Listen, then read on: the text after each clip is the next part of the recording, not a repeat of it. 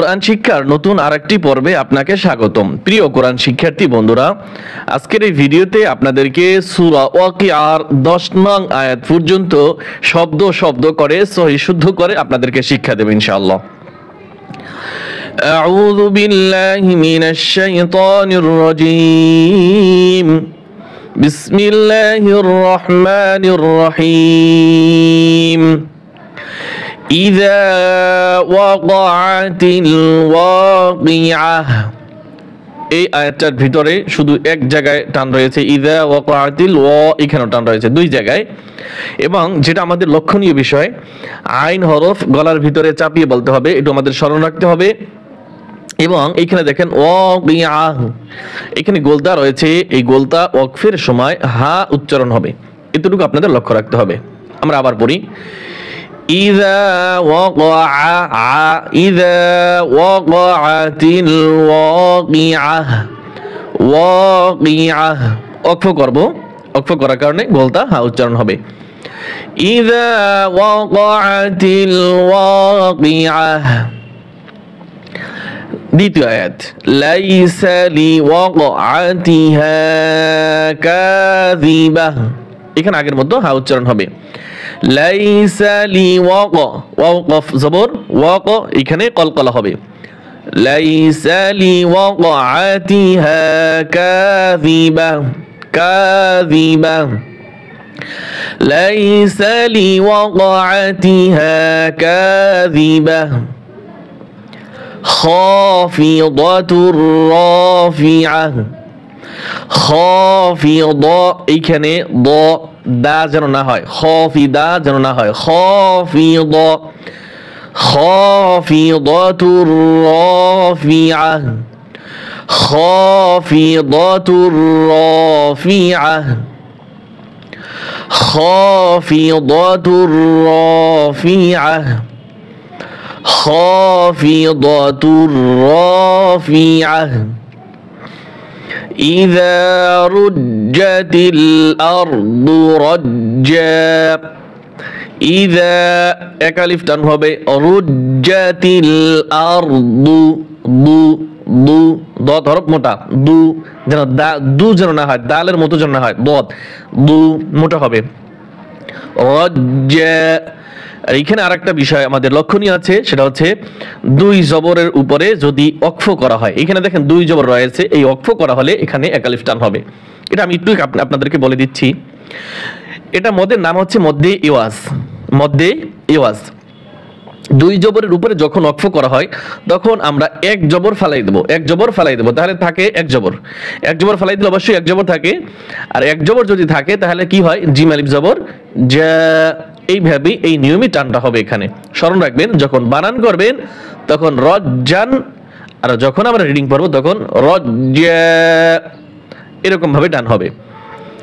ইযা রুজ্জাতিল আরদু রজ্জা, ইযা রুজ্জাতিল আরদু রজ্জা, ওয়া বুসাতিল জিবালু, ওয়াবুসাতিল জিবালু বাসসা, এইখানের মতো এইখানেও একই নিয়ম, বাসসা।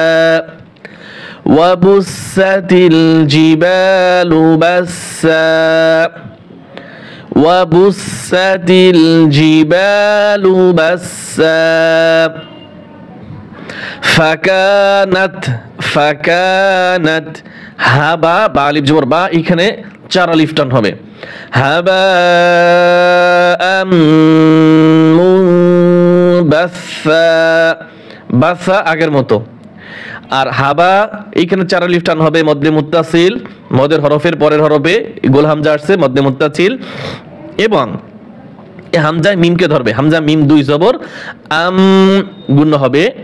এবং এই মিম এইখানে দেখেন নুন সাকিনের পরে যদি বা আসে তাহলে মিম ধারা পরিবর্তন করতে হয়। নুন সাকিনের পরে যদি বা আসে, নুন সাকিন এই পরে আসছে বা, এখন মিম ধারা পরিবর্তন করব। এই যে ছোট্ট একটি মিম দেখা যাচ্ছে, এই ছোট্ট একটি মিম ধারা পরিবর্তন করতে হবে, তাই মিম মিম পেশ মুম হবে। হাবা আম মুম বাসা, আমি কি বুঝাতে পারছি? তাহলে অবশ্যই আপনারা আলহামদুলিল্লাহ লিখবেন, কমেন্টে আলহামদুলিল্লাহ লিখবেন। فكانت هباء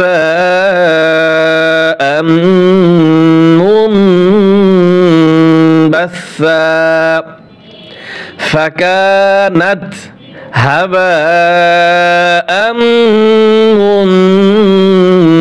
منبثا وكنتم أزواجا ثلاثة وكنتم কাফ নুন পেশ গুণ হবে, নুন সেকেন্ডের পরে তা আসছে গুণ হবে।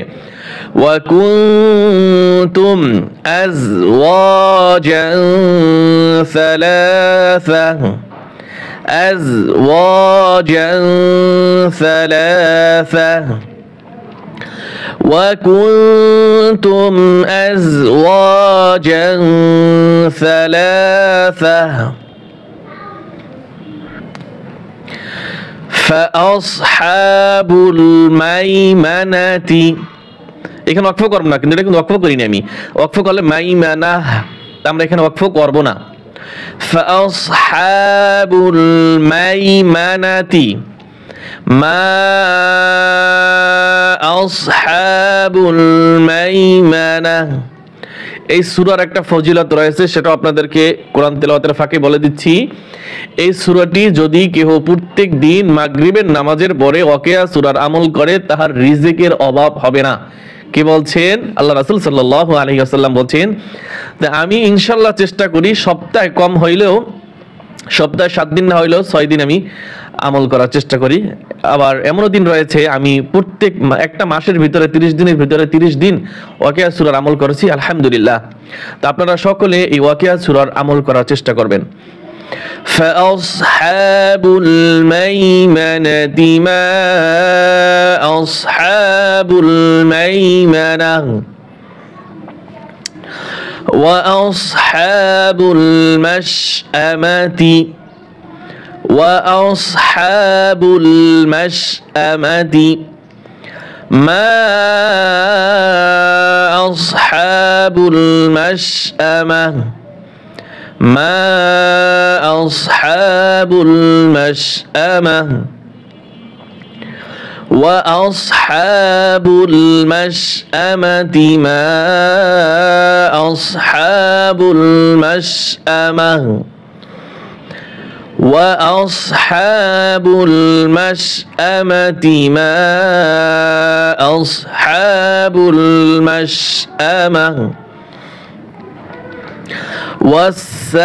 والسابقون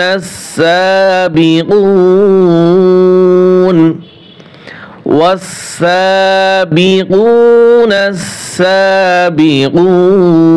السابقون والسابقون السابقون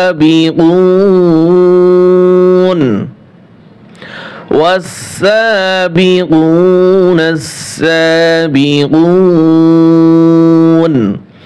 আমরা প্রত্যেক দিন মাগরিবের নামাজের পরে ধারাবাহিকভাবে কোরআন শিক্ষার ভিডিও দিয়ে থাকি। এক এক দিন এক একটা সূরা ধরি, তারপরে পর্ব পর্ব করে প্রত্যেক দিন 10টি করে আয়াত করে আমরা এক একটি সূরা সমাপ্ত করি। আপনি যদি পবিত্র কোরআনুল কারীম সহিহ শুদ্ধ করে শিখতে চান, আমাদের এই চ্যানেলের প্রত্যেকটি ভিডিও আপনার জন্য অত্যন্ত গুরুত্বপূর্ণ ভূমিকা পালন করবে ইনশাআল্লাহ। আর আপনারা চাইলে আমাদের কাছে যদি কোর্স করতে চান, যদি কেউ কোর্স করতে আগ্রহী হয়ে থাকেন, আমাদের কমেন্ট বক্সে কমেন্ট করবেন। যদি 10 জনের মতো আমরা কোরআন প্রেমিক ভাই ও বোন পাই, সেক্ষেত্রে আমরা কোর্স করার পরিকল্পনা করব। সপ্তাহে 2 দিন থেকে 3 দিন সীমিত আকারে ফি ধরবো, যাতে সবাই কোর্সে অংশগ্রহণ করতে পারে। অনেকেই কিন্তু ইতিপূর্বে আমাকে রিকোয়েস্ট করেছিল, কিন্তু আমি সময়ের স্বল্পতার কারণে, আপনারা জানেন আমি একটি হেফজ মাদ্রাসায় খিজমতরত অবস্থায় রয়েছি। আর এটি হেফজ মাদ্রাসায় 24 ঘন্টায় বলা যায় ডিউটি থাকে, বাচ্চাদেরকে দেখে শুনে রাখতে হয়। তারপরও আমি চেষ্টা করব, আপনাদের যদি অনুরোধ থাকে, আপনারা যদি আগ্রহী হয়ে থাকেন যে ভাই আমাদেরকে একটু কোর্স করান, যাতে আমরা আরও একটু স্পেশালি শিখতে পারি, এরকম যদি 10 জন হয়ে থাকেন আমি তাহলে কোর্স করানোর পরিকল্পনা করব। আর যদি 10 জনের কম হয়ে থাকেন তাহলে আমি করব না। পরবর্তী যখন আমি সময় ম্যানেজ করতে পারবো তখন হয়তো বা করতে পারি। আজকের মতো এখানে বিদায় নিচ্ছি। আল্লাহ হাফেজ।